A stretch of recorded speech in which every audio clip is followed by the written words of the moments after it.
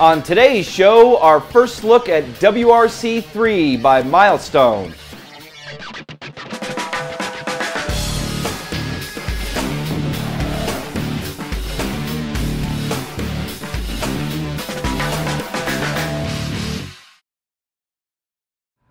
Welcome to Inside Sim Racing and our first look at WRC 3 by Milestone. I'm Darren Ganji here with Sean Cole. Hello everyone.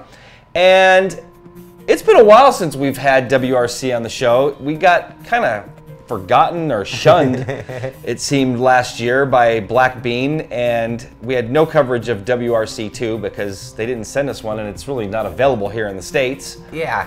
So we did have footage back, or coverage back in 2010 of the original one, and now we are... A lot of it, as a matter of fact. Yeah. And Superbike. So why we didn't get the next one, I don't know. But here we are for WRC 3, and we do have it here. Now, it wasn't actually Milestone that got us the game, was it? Well, see, I'm not sure if Black Bean's involved. Right. Because I saw something that said distributed by Milestone. Right. I haven't seen any Black Bean on the opening, so I'm not sure if Black Bean's involved anymore. A guy named Andy Pearson from P-Cube, who's going to be distributing this title in the UK, got a hold of me and said, hey, you guys want to cover WRC 3? And I'm like, yeah. Yeah. Actually, at first he said, here's a trailer, you want to check it out? I'm like, yeah, that's cool, but we want to play it. So anyway, he got me code like 2 or 3 days later. I actually had to download like 38 files. Yeah. Which is kind of a trip. And built it all up, and now we have a very early build, I might say. This is definitely pre-release. This is not final. We're still seeing placeholders for images on some of the things. You know, before we get to opinion, actually, we should tell them a little bit about this new version. Absolutely. And starting with their classic game modes, they have single stage, single rally, championship super special stages, and career mode. There's hot seat for up to 4 players.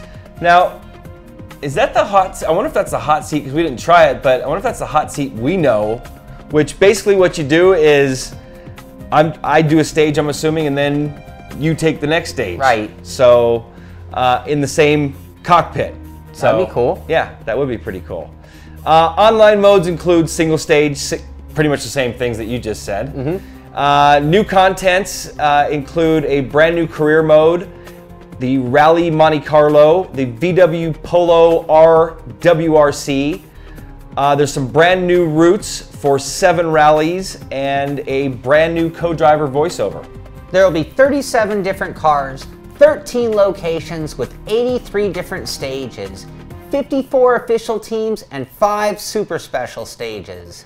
It's going to be available for the PS3, PS Vita, Xbox 360, and the PC. Here's some other info that I got on the game that actually you can go if you want to check it out yourself. It's at WRCthegame.com. It's officially licensed by the FIA or WRC, and it's got all the 2012 WRC or World Rally Championship content, including teams, cars, and the location, and some exclusive content as well.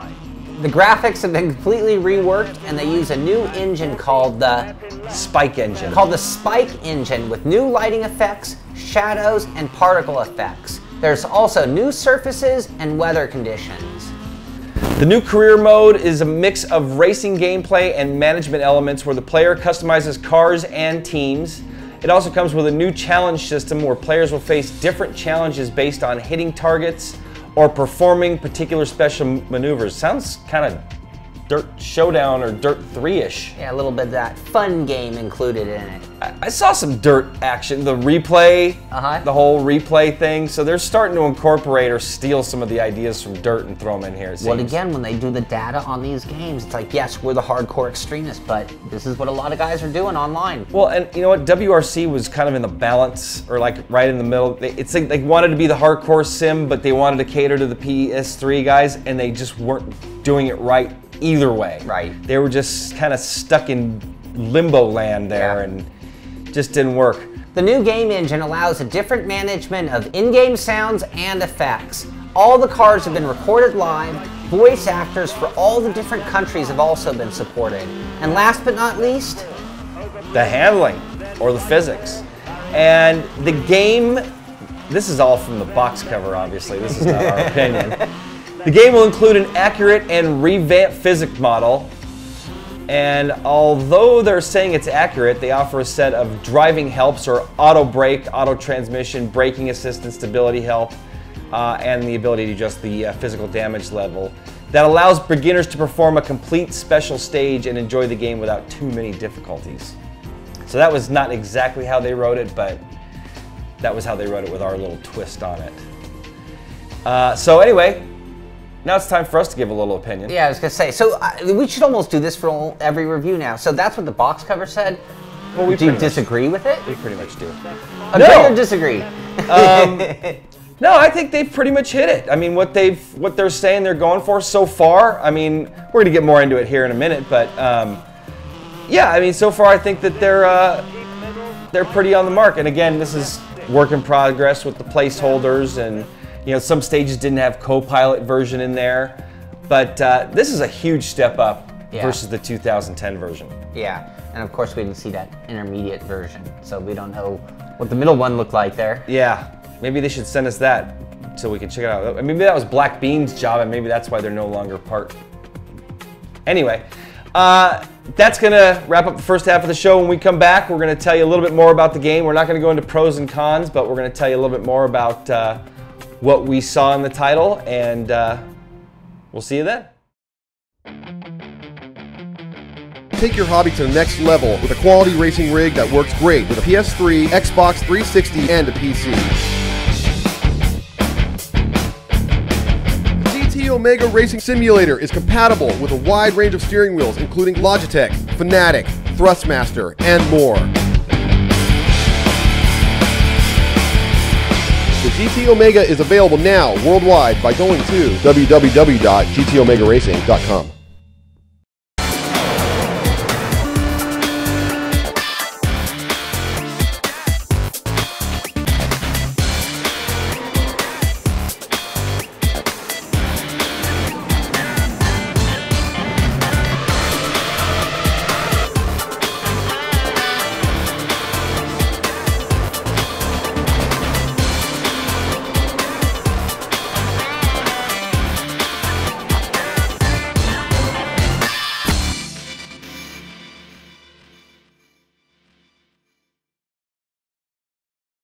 Welcome back to Inside Sim Racing and our first look at WRC 3 by Milestone. And again, I'd like to thank Andy Pearson of P-Cube for getting us this early beta or early alpha, this may even be.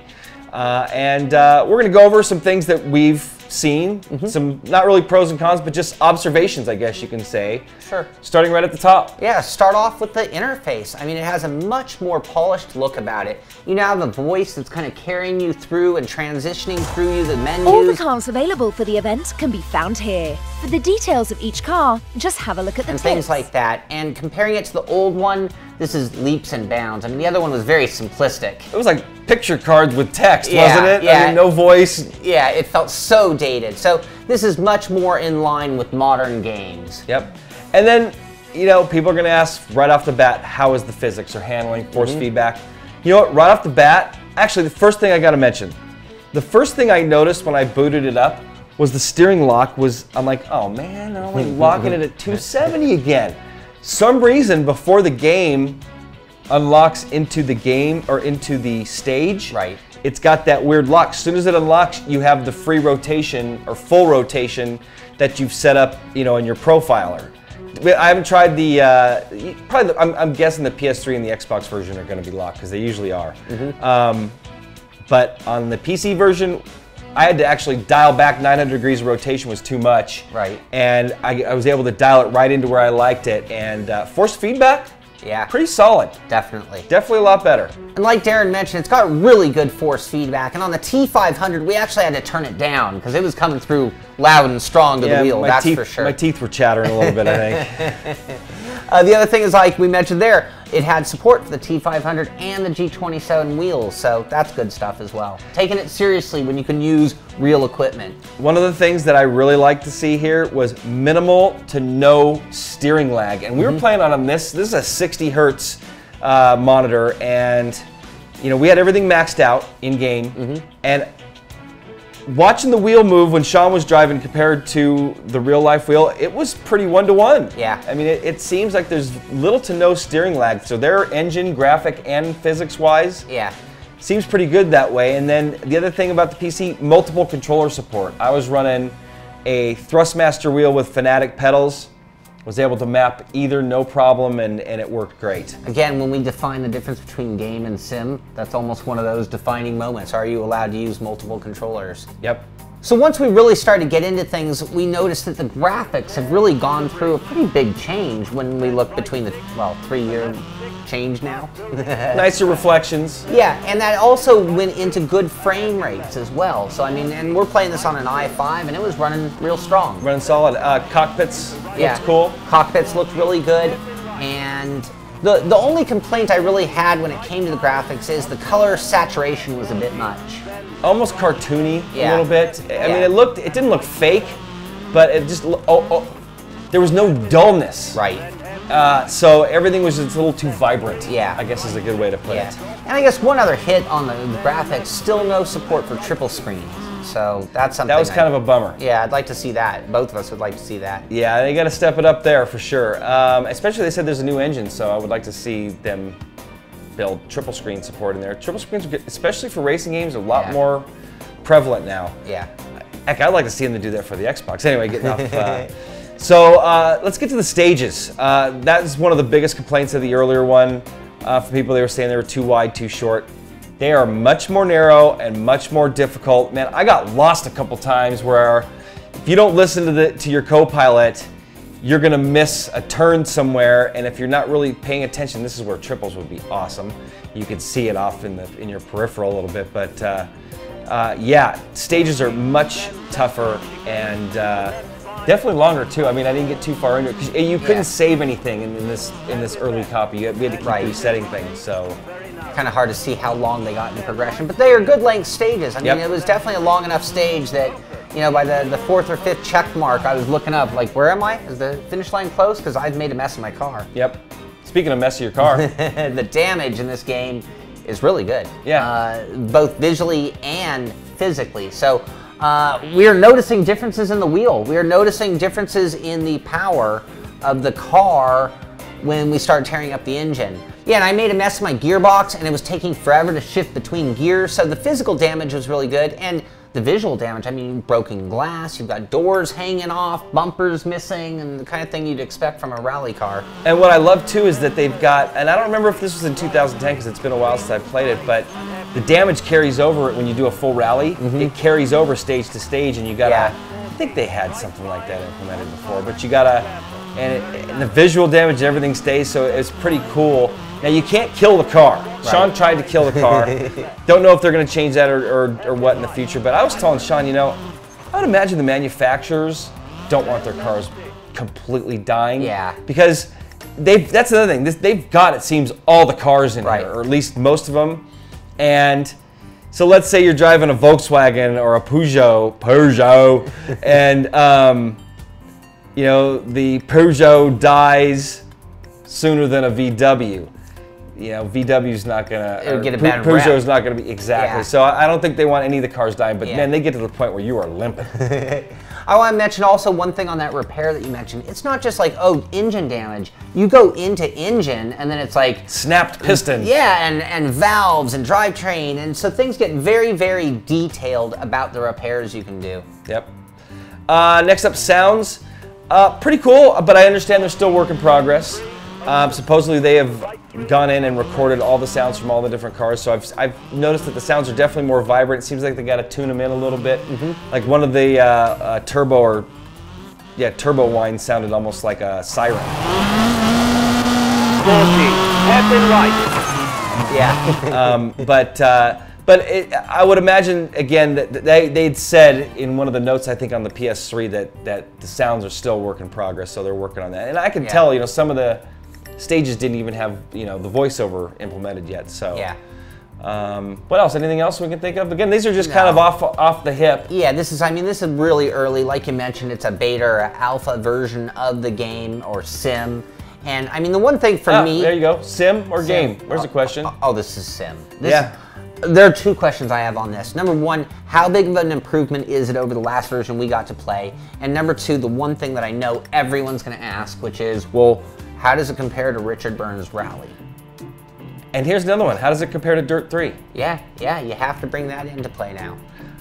Now, I'll tell you this, my observation right off the definitely more hardcore than Dirt 3. By far more hardcore than Dirt 3 with all the rallies and having to repair your car between it.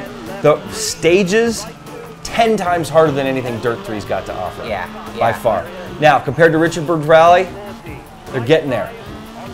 Man, they're right on the cusp. Better graphics. Oh yeah, definitely better graphics. But, I don't know, force man. feedback's getting there, Yeah. the physics are getting there, the graphics blow it away. I don't know, man. This is right on the verge or on the cusp of becoming a great one, I think. Yeah. So I think that's going to pretty much wrap it up. I mean, anything else? No, I'm really looking forward to the full version of this. I am Being too. able to run out some of those stages, running a little longer into the career mode, and really seeing what's under the cover of this one. Well, they have this mode Road to Championship or Road to Glory. Yeah. Is that what it's called? Yeah. We can boot it up and look at it here real quick. But anyway, I'd like to again thank Andy Pearson and Milestone for letting us check this out.